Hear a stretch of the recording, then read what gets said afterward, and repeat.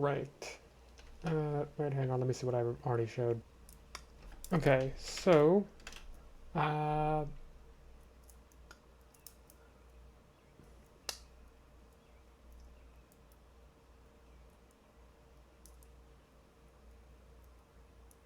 okay. Oh, I got the pickup script to work, or I made a script to pick up objects. I guess I didn't show that yet. Uh,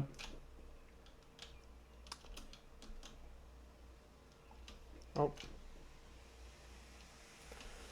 I made this guy automatically assign himself a job. I made it so that you could push a button here to generate this.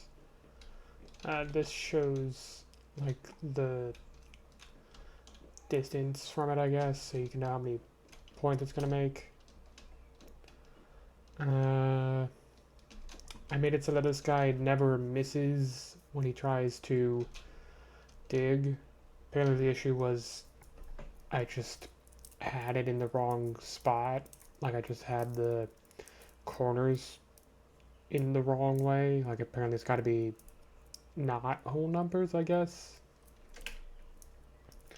Yeah, I think it's because of how the script was, or how the digging script rounds to find the nearest point for a voxel.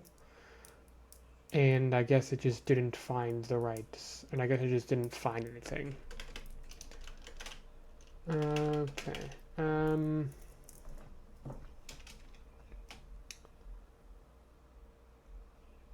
I fixed the positioning. I also got the employee to like go home when the day is over. Where did they go? Yeah.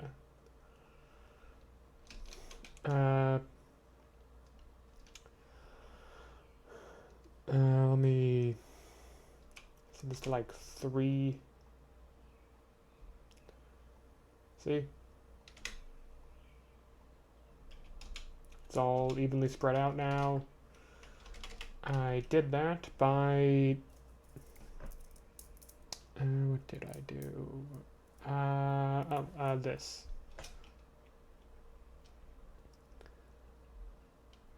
Yeah, I just multiplied it by the divider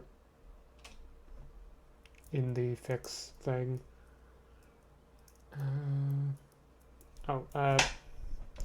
For the pickup thing, you can pick up any object except, well, any object that has a transform, so I guess you can't pick up things like the crops, or at least like the planted ones, or maybe that's just because of those.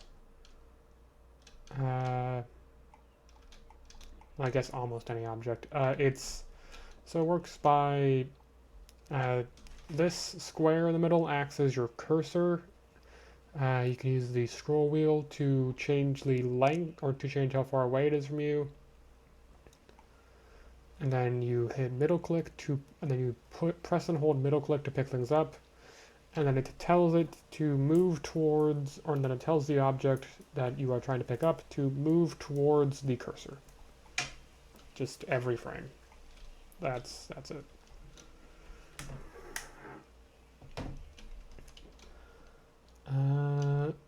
What the?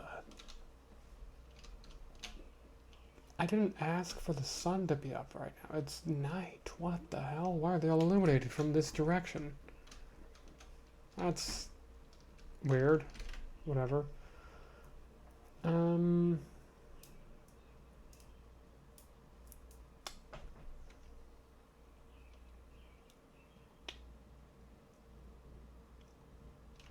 Oh, yeah, I should probably show the code for the pickup.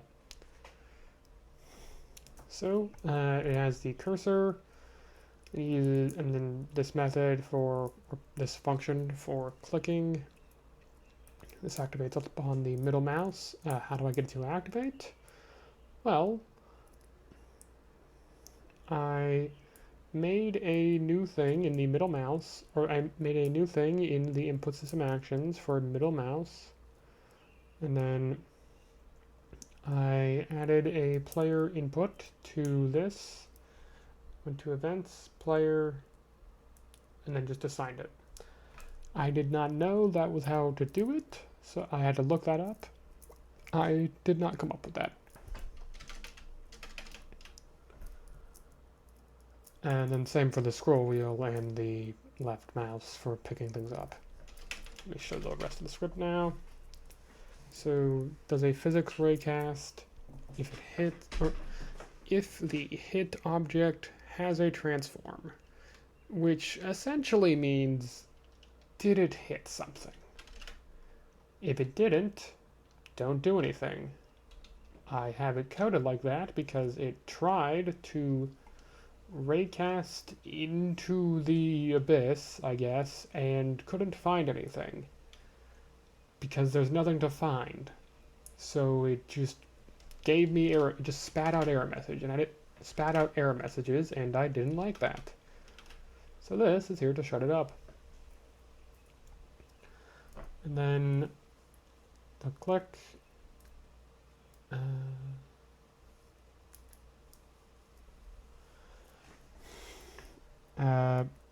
It starts, and then if it is within range of the cursor distance plus a certain margin of error for picking things up, it sends the raycast out from the cursor, by the way. Then, alright, I just realized that's, no, sorry, it sends it out from the viewer. Okay. Then, begin mover with hit.transform.gameObject. This mover is the loop that tells it to move that tells it to move the object. I'm doing it this way because I didn't want to use an update function. So while this script is enabled, this is just so I can have a while loop that's always active. If you are hitting the middle mouse button, left click is 0, right click is 1, middle mouse is 2. Set the object that is being supplied here, set the position of it to vector3 dot move towards from the object's position to the cursor's position by pickup margin per frame. Which, if you have a high enough pickup margin, is I guess just kind of instant, but whatever. If it is tagged as employee management, trigger the script on it that says to display the distance on the top of this cube.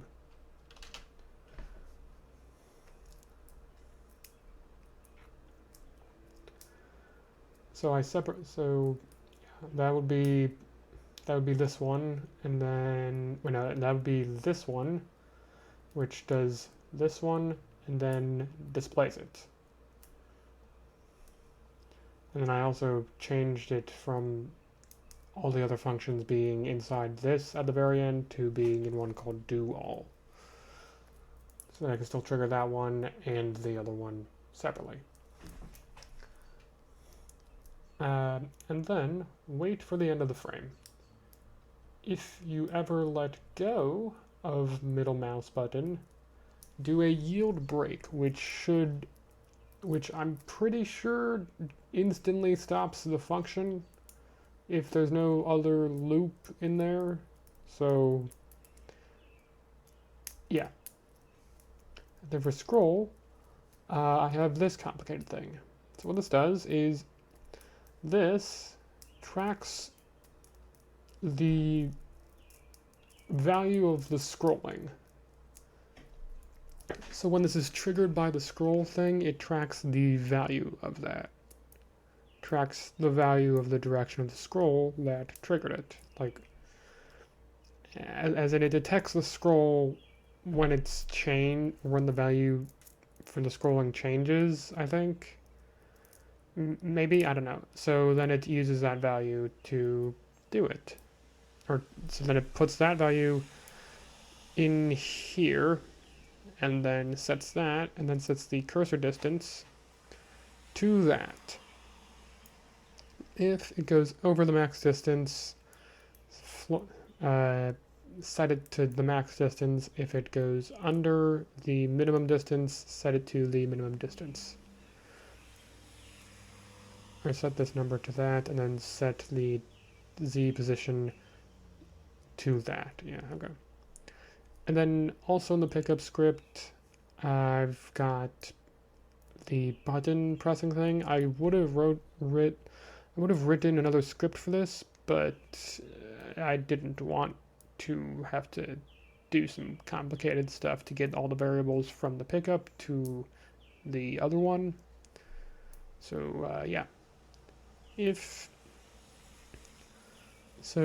it has a transform, yada yada, same stuff as before. If its tag is button world, which is what the finalizer is,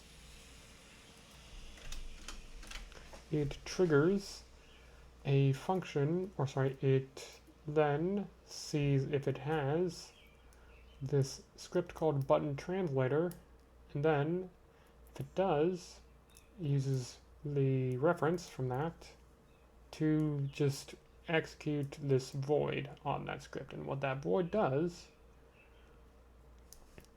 is it executes the code for it executes the buttons clicked on function. So essentially, I'm using another script in order to click the button.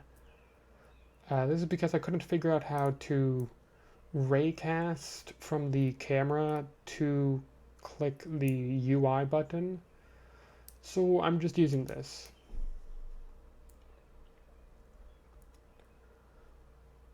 Okay, is there anything else I did?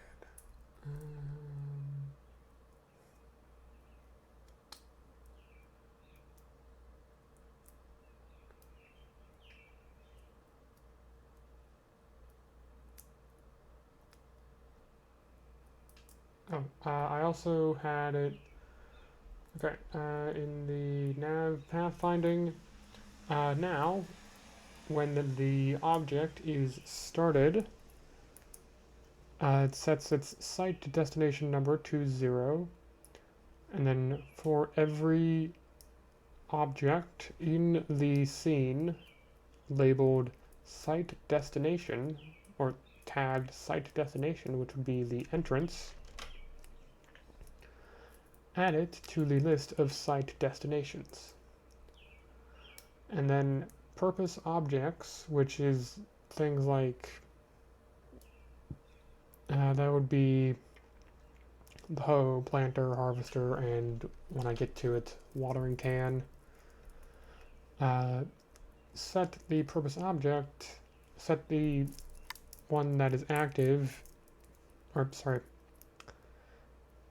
select the purpose objects of duty type -1, which is to account for the first thing in the list being 0 instead of 1. Set it to duty type -1, and then set that equal, and then turn that on, I guess. That is so only the objects that the employee is using are showing up, because it would look a little weird if all 3 of them were, or sorry, all 4 of them or whatever were active at once. And it sets it to move, and it sets the timekeeper, I guess, and then move towards first site destination.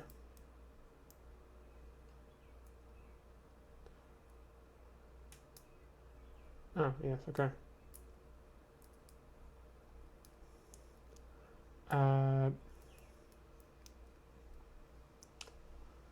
Yeah, and then everything else is the same here, except now instead of setting the exit gate, or instead of setting the exit destination to a destination type of 0, it sets it to a destination type of 7.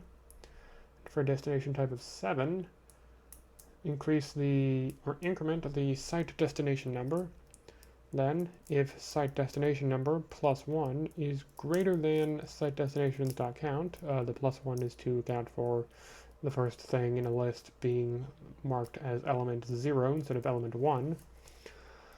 If that is greater than the amount of destinations that are possible, if that is greater than the amount of destinations or site destinations that you can go to, just turn the employee off. If not, set it to go to the next site. And then I think that is everything. Yes. Alright. Bit of a short video, but I don't have much to talk about. So, I don't have much to talk about. It took like a few days to get this, but I didn't change much. And like a lot of the stuff was just kind of rewriting things. So, yeah, oh well. See you in the next one. Bye.